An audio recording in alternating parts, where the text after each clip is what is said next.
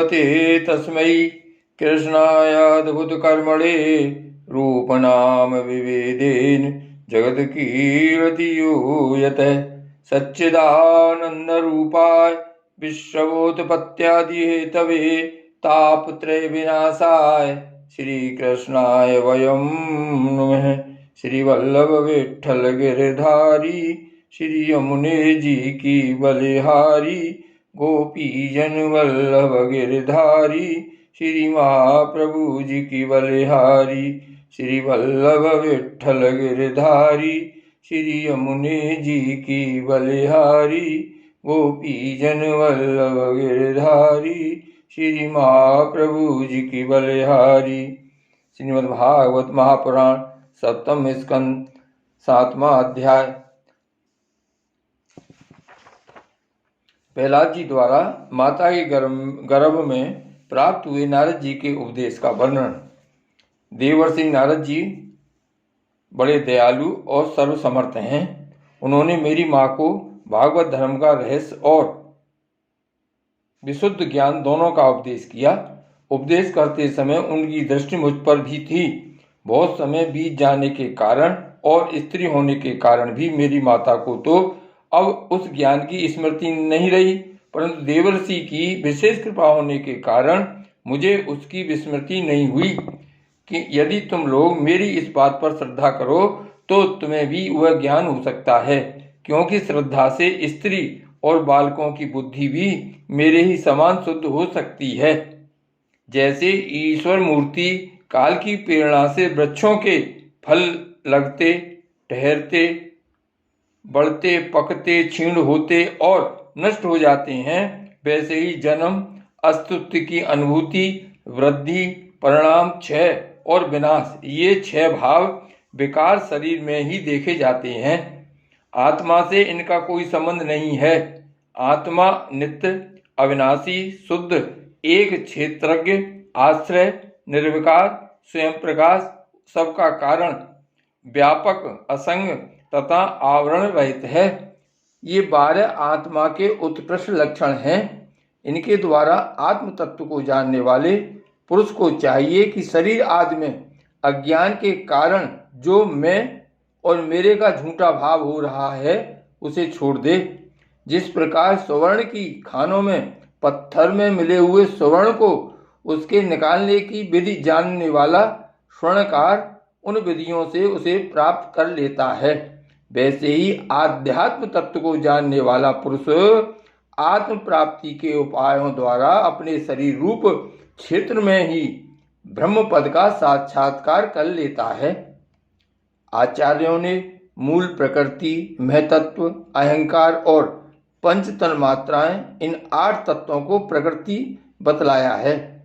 उनके 3 गुण हैं, सत्व, रज और तम, तथा उनके विकार हैं 16, 10 इंद्रियां, 1 मन और 5 महाभूत।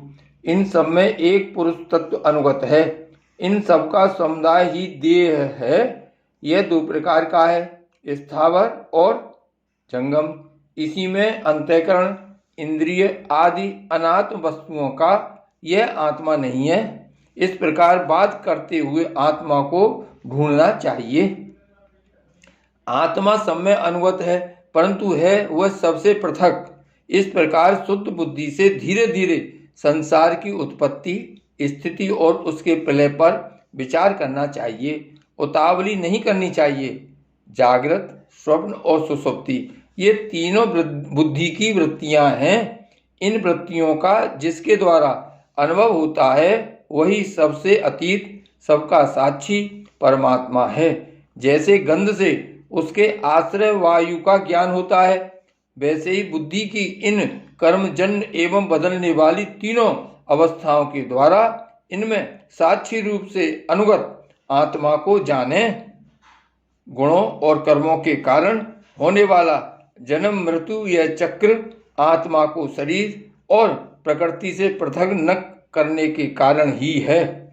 यह अज्ञान मूलक एवं मिथ्या है। फिर भी स्वप्न के समान जीव को इसकी प्रतीति हो रही है। इसलिए तुम लोगों को सबसे पहले इन गुणों के अनुसार होने वाले कर्मों का बीज ही नष्ट कर देना चाहिए। इससे बुद्धि वृत्तियों का प्रवाह निवृत्त हो जाता है। इसी को दूसरे शब्दों में योग या परमात्मा से मिलन कहते हैं। यूँ तो इन त्रिगुणात्मक कर्मों की जड़ उखाड़ फेंकने के लिए अथवा बुद्धि वृत्तियों का प्रवाह बंद कर देने के लिए सहस्त्रों साधन हैं, परंतु जिस उपाय से और जैसे सर्वशक्तिमान भगवान में स्वाभाविक निष्काम प्रेम हो जाए वही उपाय सर्वश्रेष्ठ है। यह बात स्वयं भगवान ने कही है। गुरु की प्रेम पूर्वक सेवा, अपने को जो कुछ मिले वह सब प्रेम से भगवान को समर्पित कर देना, भगवत प्रेमी महात्माओं का संग, भगवान की आराधना, उनकी कथा वार्ता में श्रद्धा, उनके गुण और लीलाओं का कीर्तन, उनके चरण कमलों का ध्यान और उनके मंदिर मूर्ति आदि का दर्शन पूजन आदि साधनों से भगवान में स्वाभाविक प्रेम हो जाता है। सर्वशक्तिमान भगवान श्री हरि समस्त प्राणियों में विराजमान हैं। ऐसी भावना से यथाशक्ति सभी प्राणियों की इच्छा पूर्ण करें और हृदय से उनका सम्मान करें। काम, क्रोध, लोभ, मोह, मद और मत्सर इन 6 शत्रुओं पर विजय प्राप्त करके जो लोग इस प्रकार भगवान की साधन भक्ति का अनुष्ठान करते हैं उन्हें उस भक्ति के द्वारा भगवान श्री कृष्ण के चरणों में अनन्य प्रेम की प्राप्ति हो जाती है। ये तुच्छ विषय शरीर के साथ ही नष्ट हो जाती हैं। ये जान तो पड़ते हैं पुरुषार्थ के समान, परंतु हैं वास्तव में अनर्थ रूप ही। आत्मा स्वयं ही अनंत आनंद का महान समुद्र है, उसके लिए इन वस्तुओं की क्या आवश्यकता है।